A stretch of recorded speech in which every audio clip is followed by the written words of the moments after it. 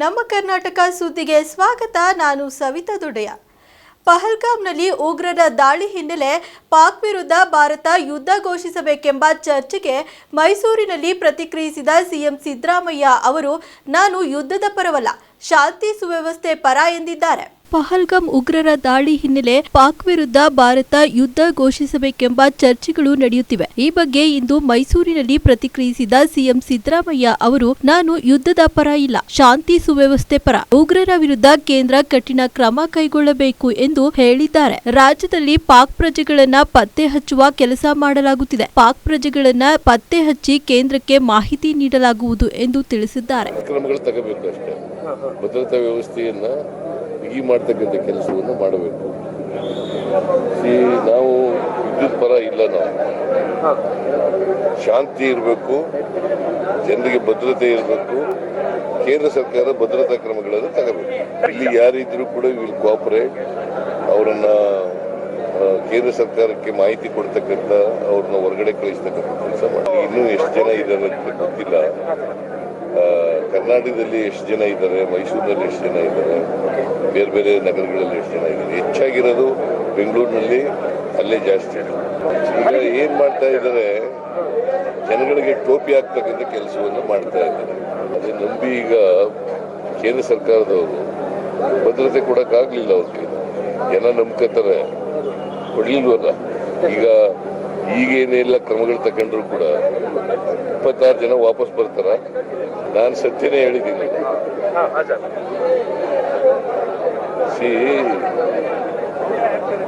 ಅಲ್ಲಿ ಭದ್ರತೆ ವ್ಯವಸ್ಥೆಯನ್ನ ಸರಿಯಾಗಿ ಮಾಡಬೇಕಾಗಿದೆ.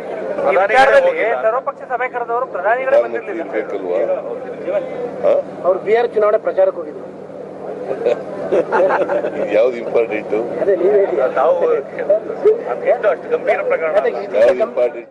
ಕಾವೇರಿ ಆರತಿ ಕಾರ್ಯಕ್ರಮದ ನೀಲನಕ್ಷೆ 1 ವಾರದೊಳಗೆ ಸಿದ್ಧವಾಗಲಿದ್ದು, ಈ ಬಾರಿ ದಸರಾದಲ್ಲಿ ಆರಂಭಿಸುವ ಯೋಜನೆ ಇದೆ ಎಂದು ಡಿಸಿಎಂ ಡಿಕೆ ಶಿವಕುಮಾರ್ ಹೇಳಿದ್ದಾರೆ.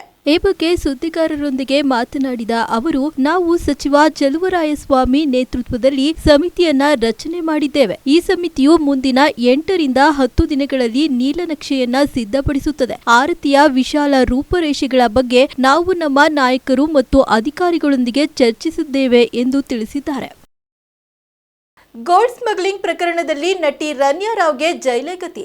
ಆರೋಪಿ ರನ್ಯಾ ರಾವ್ ಹಾಗೂ A2 ಆರೋಪಿ ತರುಣ್ ರಾವ್ ಸಲ್ಲಿಸಿದ್ದ ಜಾಮೀನು ಅರ್ಜಿಯನ್ನ ಹೈಕೋರ್ಟ್ ವಜಾಗೊಳಿಸಿದೆ. ಗೋಲ್ಡ್ ಸ್ಮಗ್ಲಿಂಗ್ ಪ್ರಕರಣ ನಟಿ ರನ್ಯಾ ರಾವ್ ಹಾಗೂ A2 ಆರೋಪಿ ತರುಣ್ ರಾವ್ ಸಲ್ಲಿಸಿದ್ದ ಅರ್ಜಿಯನ್ನ ಹೈಕೋರ್ಟ್ ವಜಾಗೊಳಿಸಿದೆ. ಸೆಷನ್ ಕೋರ್ಟ್ ಜಾಮೀನು ಅರ್ಜಿ ತಿರಸ್ಕರಿಸಿದ ಹಿನ್ನೆಲೆ ರನ್ಯಾ ಪರ ವಕೀಲರು ಹೈಕೋರ್ಟ್ಗೆ ಅರ್ಜಿ ಸಲ್ಲಿಸಿದರು. ಬೆಂಗಳೂರು ಏರ್ಪೋರ್ಟ್ನಲ್ಲಿ ರನ್ಯಾ ರಾವ್ ಅವರನ್ನ ಬಂಧಿಸಲಾಗಿತ್ತು. ರನ್ಯಾ ರಾವ್ ಬಳಿ ಒಟ್ಟು 14.8 ಕೆಜಿ ಚಿನ್ನ ಸಿಕ್ಕಿರುವ ಮಾಹಿತಿ ಇದೆ. ಜಮ್ಮು ಮತ್ತು ಕಾಶ್ಮೀರದ ಕುಲ್ಲಂನಿಂದ 2 ಉಗ್ರರ ಸಹಚರರನ್ನ ಭದ್ರತಾ ಪಡೆಗಳು ಬಂಧಿಸಿದ್ದಾರೆ. ಪಹಲ್ಗಾಮ್ ದಾಳಿಯ ಬೆನ್ನಲ್ಲೇ ಈ ಬೆಳವಣಿಗೆ ನಡೆದಿದೆ. ವರದಿಗಳ ಪ್ರಕಾರ ಗುಪ್ತಚರ ಮಾಹಿತಿಯ ಆಧಾರದ ಮೇಲೆ ಭದ್ರತಾ ಪಡೆಗಳು ಕುಲ್ಲಾಂನ ಥೋಕರ್ಪುರಾದಿಂದ ಸಹಚರರನ್ನು ಬಂಧಿಸಿದೆ. ಹೆಚ್ಚಿನ ವಿವರಗಳನ್ನ ಇನ್ನೂ ಖಚಿತಪಡಿಸಿಕೊಳ್ಳಬೇಕಾಗಿದೆ. ಏತನ್ಮಧ್ಯೆ ಕುಲ್ಲಾಂನ ಮಟ್ಟಲ್ ಹಾಮಾ ಗ್ರಾಮದಲ್ಲಿ ಭಯೋತ್ಪಾದಕನಿಗೆ ಸಂಬಂಧಿಸಿದೆ ಎಂದು ಹೇಳಲಾದ ಮನೆಯನ್ನ ನಾಶಪಡಿಸಲಾಗಿದೆ. ಭಾರತವು ಪಾಕಿಸ್ತಾನದೊಂದಿಗಿನ ಕ್ರಿಕೆಟ್ ಸಂಬಂಧವನ್ನ ಸಂಪೂರ್ಣವಾಗಿ ಕಡಿತಗೊಳಿಸಿಕೊಳ್ಳಬೇಕೆಂದು ಬಿಸಿಸಿಐನ ಮಾಜಿ ಅಧ್ಯಕ್ಷ ಸೌರವ್ ಗಂಗೂಲಿ ಸೂಚಿಸಿದ್ದಾರೆ. ಇಂತಹ ಘಟನೆಗಳು ಪ್ರತಿ ವರ್ಷವೂ ನಡೆಯುತ್ತಿವೆ. ಇದು ತಮಾಷೆಯಲ್ಲ. ಭಯೋತ್ಪಾದನೆಯನ್ನ ನಾವು ಸಹಿಸುವುದಿಲ್ಲ ಎಂದು ಹೇಳಿದ್ದಾರೆ. 2013ರಲ್ಲಿ ಕೊನೆಯ ಬಾರಿಗೆ ಪಾಕಿಸ್ತಾನದೊಂದಿಗೆ ದ್ವಿಪಕ್ಷೀಯ ಸರಣಿಯನ್ನ ಆಡಿರುವ ಭಾರತ ಐಸಿಸಿ ಪಂದ್ಯಾವಳಿಗಳಲ್ಲಿ ಹೈಬ್ರಿಡ್ ಮಾದರಿಯಲ್ಲಿ ತಟಸ್ಥ ಸ್ಥಳಗಳಲ್ಲಿ ಪಂದ್ಯಗಳನ್ನ ಆಡುತ್ತದೆ. ಪಹಲ್ಗಾಮ್ನಲ್ಲಿ ನಡೆದ ಉಗ್ರರ ದಾಳಿಯನ್ನ ವಿಶ್ವಸಂಸ್ಥೆ ಭದ್ರತಾ ಮಂಡಳಿ ಖಂಡಿಸಿದ್ದು, ಭಯೋತ್ಪಾದನೆ ನಿರ್ಮೂಲನೆಗೆ ಎಲ್ಲಾ ದೇಶ ಒಂದಾಗಿ ಹೋರಾಡುವಂತೆ ಸೂಚನೆ ನೀಡಿದೆ. ಈ ಬಗ್ಗೆ ಮಾಧ್ಯಮ ಪ್ರಕಟಣೆ ಹೊರಡಿಸಿರುವ ಮಂಡಳಿ, ಪ್ರವಾಸಿಗರನ್ನ ಹತ್ಯೆ ಮಾಡಿದ್ದು ಅಮಾನವೀಯ ಕೃತ್ಯ, ಮುಗ್ಧ ಜನರನ್ನ ಕೊಂದಿರುವ ಉಗ್ರರ ವಿರುದ್ಧ ಕಠಿಣ ಕ್ರಮ ಕೈಗೊಳ್ಳಬೇಕು. ಭಯೋತ್ಪಾದನೆ ಉಗ್ರರ ಕೃತ್ಯಗಳಿಗೆ ಯಾರು ಬೆಂಬಲ ನೀಡಬಾರದು. ಹೀಗಾಗಿ ಭಯೋತ್ಪಾದನೆ ನಿರ್ಮೂಲನೆಗೆ ಎಲ್ಲಾ ದೇಶಗಳು ಮುಂದಾಗಬೇಕು ಎಂದು ಕರೆ ನೀಡಿದ್ದಾರೆ. ಕಾಶ್ಮೀರ ನಮ್ಮ ಜೀವನಾಡಿ ಎನ್ನುವ ಮೂಲಕ ಜಮ್ಮು ಮತ್ತು ಕಾಶ್ಮೀರದ ಬಗ್ಗೆ ಪಾಕಿಸ್ತಾನದ ಪ್ರಧಾನಿ ಶಹಬಾಜ್ ಶರೀಫ್ ಸಂಚಲನದ ಕಾಮೆಂಟ್ ಮಾಡಿದ್ದಾರೆ. ಕಾಶ್ಮೀರವೇ ನಮ್ಮ ಜೀವನಾಡಿ ಎಂದು ಹೇಳುವ ಮೂಲಕ ಭಾರತವನ್ನ ಕೆರಳಿಸಲು ಯತ್ನಿಸಿದ್ದಾರೆ. ಪಹಲ್ಗಾಮ್ ಭಯೋತ್ಪಾದಕರ ದಾಳಿಯ ನಂತರ ತಮ್ಮ ಮೇಲೆ ಆರೋಪ ಹೊರಿಸಲಾಗುತ್ತಿದೆ ಮತ್ತು ಈ ಬಗ್ಗೆ ಸ್ವತಂತ್ರ ಮತ್ತು ಪಾರದರ್ಶಕ ತನಿಖೆಗೆ ಸಿದ್ಧ ಎಂದಿದ್ದಾರೆ. ನಮಗೆ ಸಿಂಧೂ ನದಿಯ ಮೇಲೆ ಹಕ್ಕಿದೆ. ದೇಶದ ಸಾರ್ವಭೌಮತೆ ಮತ್ತು ಸಮಗ್ರತೆ ರಕ್ಷಿಸಲು ನಾವು ಸಿದ್ಧರಿರಬೇಕು ಎಂದು ಸೇನೆಗೆ ಪಾಕಿಸ್ತಾನ ಪ್ರಧಾನಿ ಶಹಬಾಜ್ ಶರೀಫ್ ಕರೆ ನೀಡಿದ್ದಾರೆ. At all cost and under all circumstances, inshallah.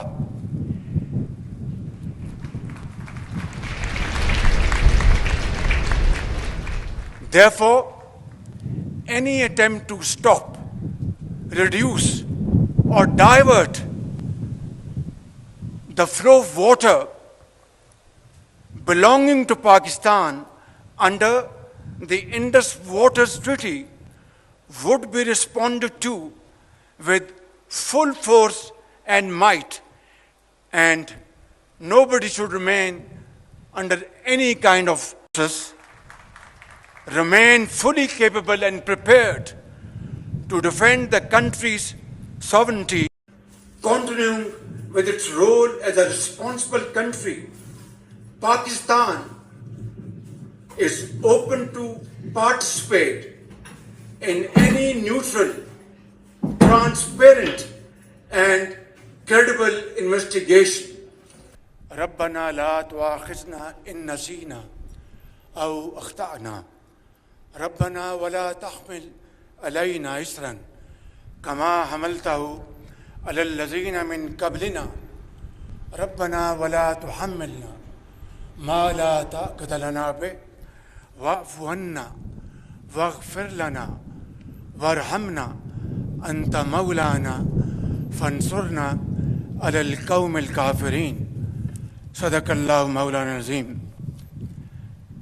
General Syed Asim Munir, Nishan Imtiaz, Chief of the Army Staff, Major General Iftikhar Hassan Chowdhury, Commandant, Pakistan Military Academy, graduating cadets. ಇಷ್ಟಿತ್ತು ಈ ಹೊತ್ತಿನ ಸುದ್ದಿ ಮತ್ತು ಮನೋರಂಜನೆಗಾಗಿ ನೋಡ್ತಾ ಇರಿ ನಮ್ಮ ಕರ್ನಾಟಕ ಟಿವಿ. ಇದು ಕನ್ನಡಿಗರ ಭರವಸೆ.